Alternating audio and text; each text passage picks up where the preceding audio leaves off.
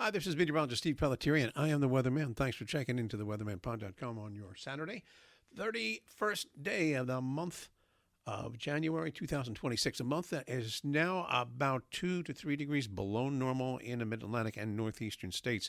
And we're looking at a snowstorm across North Carolina, southern Virginia, much of South Carolina, and central and northern portions of Georgia. And as that storm continues to move offshore, it will eventually intensify east of the coast of New Jersey, Delmarva, and New England.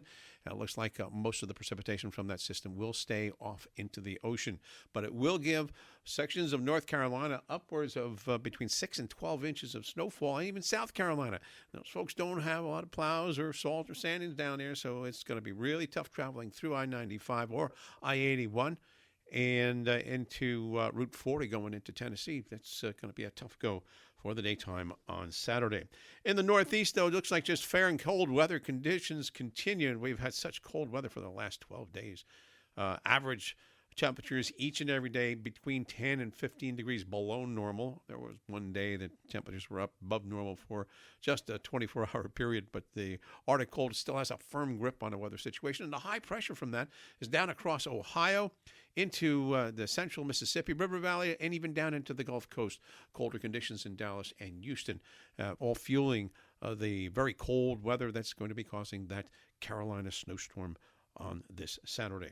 By the time we get to Sunday, it'll be all offshore. High pressure will build in. Decent weather for New York and New England. Decent weather Monday and Tuesday.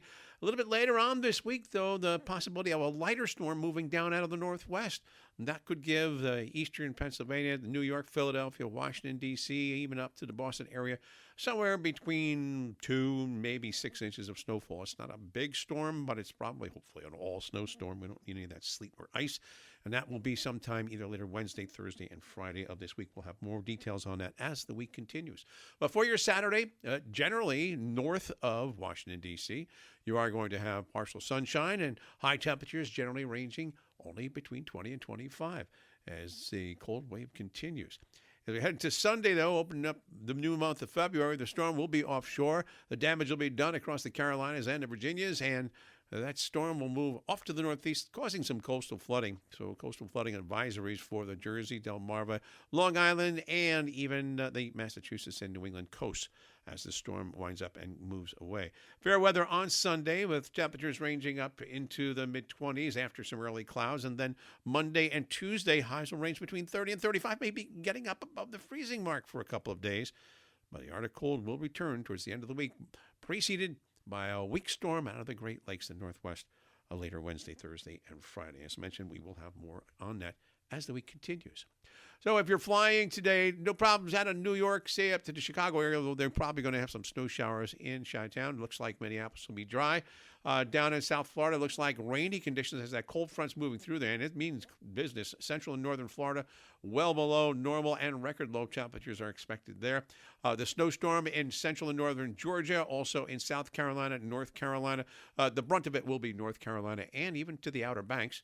And into Dallas, Houston area looks dry. At West Coast looking dry in San Diego, Los Angeles. And looks like some rainy weather will be going up into Portland and in the Seattle area later on today and tonight. I'm Meteorologist Steve Pellettiere, and I am the Weatherman. Hope you have a great day today. And we'll talk to you first thing on February 1st tomorrow. See you then.